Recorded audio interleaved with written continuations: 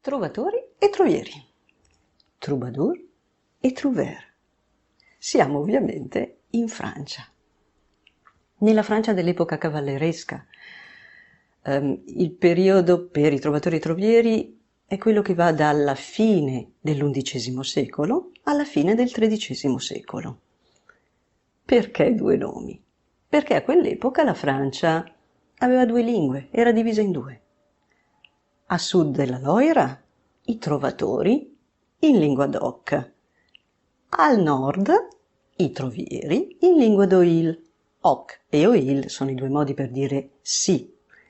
Tra le due lingue è quella d'oïl, quella che diventerà poi il francese moderno.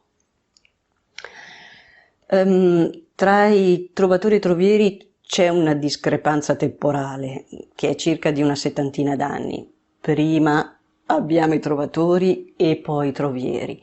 70 anni sembrano tantissimi, ma per l'epoca il tutto era molto più rallentato e quindi non è così tanto. Sono molto simili le forme, le strutture poetiche e musicali sono molto affini. Cambia ovviamente il nome. Ad esempio canso per i trovatori, chanson per i trovieri, ma la struttura la ritroviamo. Appartengono alle più varie strutture sociali.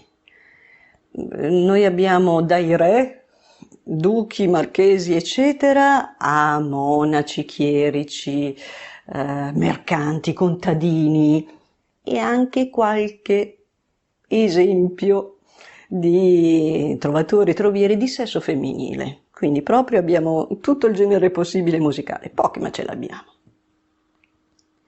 L'immagine che è arrivata fino a noi ancora oggi è un po' stereotipata, un po' standard, è un po' un'immagine del trovatore errante, pallido, con la bisaccia sulla spalla e il liuto in mano. E anche le storie che sono arrivate a noi sono, riguardo alle vite di alcuni di questi personaggi, direi molto libere, molto romanzate. Ne prendiamo una piuttosto esageratina, così abbiamo l'esempio più evidente in cui viene raccontata la storia di un trovatore, Guillaume de Cabestan, che è innamorato corrisposto di Sorimonda, moglie di Raimondo di Rossiglione. Tra loro c'è una tresca. Raimondo, il marito, lo scopre, fa uccidere il nostro trovatore, gli toglie il cuore, lo fa cucinare arrostito con pepe e varie spezie, lo fa mangiare alla moglie e alla fine del pasto le svela che quel cuore era del suo amato Guillaume de Cabestan. A riprova del fatto che fosse proprio quello gli porta anche la testa del malcapitato, così non ha dubbi, e lei poi si suiciderà. Allora, tenete conto, si butterà dalla finestra, poi alcune versioni trovate che perde la vista, l'udito, insomma, ce ne sono parecchie di versioni, anche citata dal Boccaccio, viene chiamata, è una leggenda, la légende du cœur mangé, ovviamente. Allora, questa, oltre che essere molto improbabile come storia, è anche molto falsa, perché poi dagli studi fatti non corrisponde niente da un punto di vista storico. Però, per darvi l'idea, questa ve la dà di sicuro. Adesso passiamo dalle storie, dalle leggende a qualcosa di un po' più concreto. Su cosa noi basiamo la nostra conoscenza della musica dei trovatori e dei trovieri? Sui canzonieri, che sono queste raccolte manoscritte che ci sono pervenute, all'interno dei quali abbiamo tantissima lirica, cioè tante poesie, molto meno parti musicali, però le abbiamo, sia per i trovatori che per i trovieri. E quando ci sono proprio inserite sul testo e lì abbiamo l'indicazione della melodia. Da qui possiamo capire che la stragrande maggioranza, proprio la stragrande maggioranza, è monodica, quindi sono canti monodici a una sola linea melodica e non sovrapposizioni, però qualcuna c'è, qualche esempio c'è. Quello che sentite in sottofondo è un esempio di un troviere ad onde l'al. Qualcuna ce n'è poche, la maggior parte monodiche. Altra cosa che capiamo da quello che ci è arrivato è che non c'è nessuna indicazione di accompagnamento strumentale. Però quello che ci conforta nel capire che probabilmente c'era accompagnamento strumentale sono le immagini, le miniature, i dipinti ci riportano le situazioni di questo tipo, di trovatori e trovieri, con strumenti e di conseguenza abbinare, inserire un accompagnamento strumentale a queste melodie non è poi così complesso. E le versioni che noi sentiamo e che eseguiamo sono molto, ma molto spesso con accompagnamento strumentale. La situazione, la faccenda più ostica e più controversa è quella del ritmo, delle durate. Nelle indicazioni che abbiamo non ci sono le durate, sappiamo esattamente l'altezza dei suoni, ma non sappiamo quanto duravano le varie note, i vari suoni. Se ci sono delle indicazioni, qualcuna c'è, spesso e volentieri sono inserite successivamente a quando sono state composte e spesso sono anche controverse. Nel tempo studiosi, musicologi si sono impegnati per dare un'interpretazione, una visione. Qui vi faccio vedere una sovrapposizione di 3 idee di uno stesso brano date da 3 studiosi musicologi di vari periodi. Il brano Canveilla Lanzetta di Bernard de Ventador è un brano che è stato, come vedete, poi analizzato da questi 3 studiosi, come vi dicevo, in epoche diverse. Il Ristori, il primo, è della fine, della seconda metà dell'Ottocento, Besseler e Sesini sono della prima metà del Novecento. Non si discostano tantissimo, però delle variazioni ci sono e non sono le uniche. Se vi capita di ascoltare, di vedere, di prendere anche degli spartiti, ne trovate tante di versioni diverse. Io adesso vi faccio sentire 2 versioni. La prima, che adesso ascoltiamo subito, è molto simile a quella del Sesini, quindi potete seguirla. Qualche leggera variazione, ma c'è.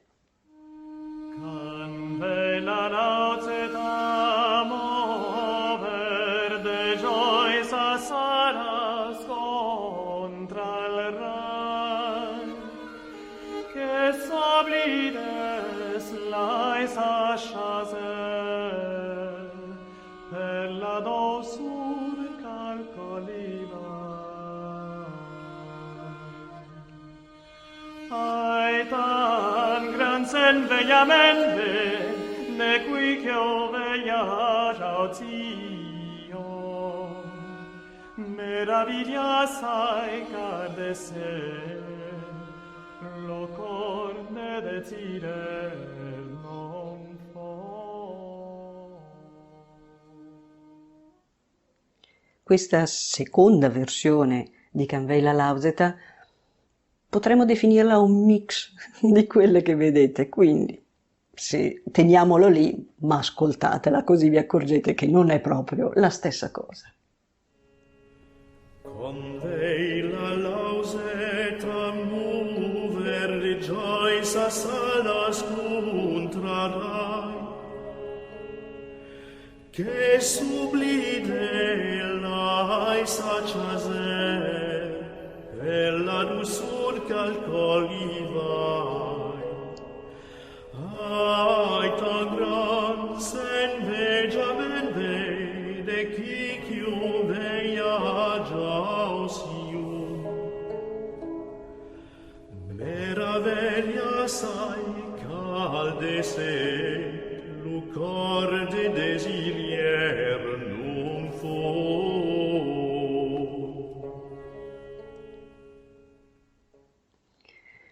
Quali sono gli argomenti trattati? Allora, il primo, più importante, il principe re, il principissimo, è l'amore. L'amore cortese, la dama idealizzata, l'amore contrastato, più ci sono ostacoli e maggiore è l'amore. Questa donna che può essere irraggiungibile per vari motivi, ad esempio è sposata o fidanzata, oppure di un ceto sociale più elevato, o è lontana. Questo è la fetta più grossa dell'argomento di questi brani. Poi abbiamo anche altri argomenti, che possono essere quelli politici, quelli satirici, quelli funebri. Nelle varie forme ce ne sono anche di quelle più leggere, più popolari, anche un po' maliziosette, come ad esempio la forma della pastorella. L'argomento generalmente è molto semplice, cioè questa ingenua pastorella che viene insidiata da un giovane nobile e che alla fine cede alle avance e alle lusinghe di questo nobile. Ne ascoltiamo un frammento così capiamo subito, anche dall'inizio proprio, dall'introduzione strumentale, quanto è più vicina e popolare. Questa pastorella è di Marcabru, un altro trovatore.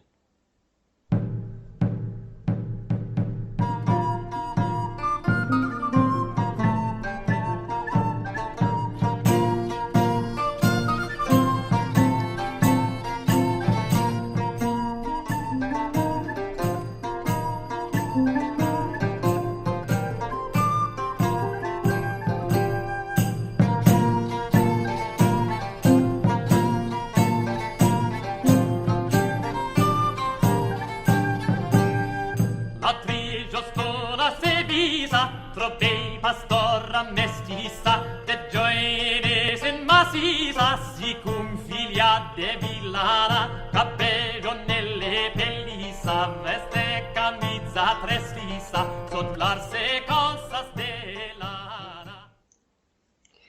Adesso torniamo a un troviere che abbiamo già ascoltato in sottofondo all'inizio, Adam de la Halle. Lo riprendiamo anche per una sua composizione molto particolare che è Le Jeu de Robin et Marion. È una composizione che esula un pochino da quelle che sono le forme tipiche dei trovatori e trovieri, che sono composizioni che hanno un inizio e una fine breve. Questo è, potremmo definirlo un prototipo, un esempio embrionale di un teatro musicale. È un'alternanza di dialoghi, canti, balli. Ecco, per fare un assaggio ascoltiamo due momenti proprio, due momenti. Il primo un pochino più ritmato. J'aimerais perouer du tournoiement, si trouver marotte, c'est le d'autres gens. J'aimerais perouer du tournoiement, si trouver marotte, c'est le d'autres gens.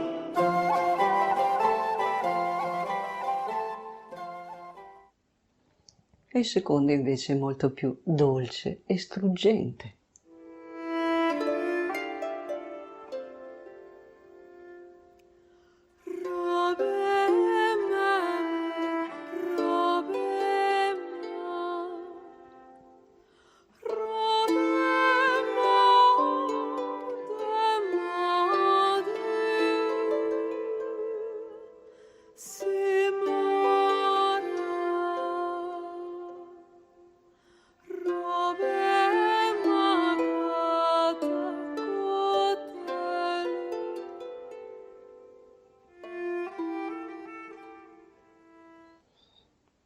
Questa è musica antica, passata, certamente. Il grosso pregio, la grossa importanza di questi personaggi, trovatori e trovieri, è stata quella di dare importanza, iniziare a dare importanza alla musica profana. È vero che ovviamente c'erano anche personaggi importanti e quindi questo incide, ma l'aver scritto, iniziato a scrivere questa musica e anche firmarle, vuol dire dare importanza a questo genere, cosa che all'epoca era solo concesso alla musica religiosa. quella era quella ritenuta importante.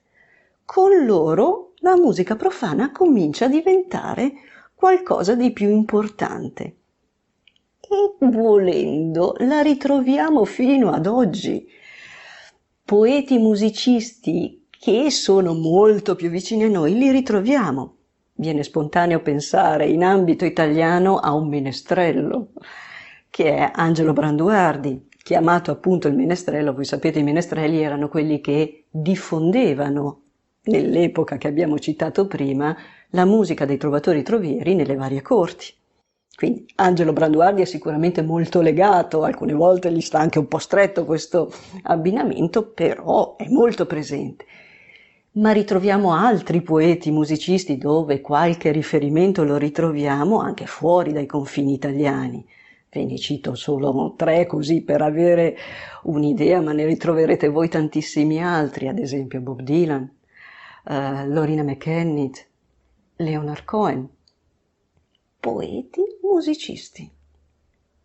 Quindi è sì una musica antica, ma non è sparita.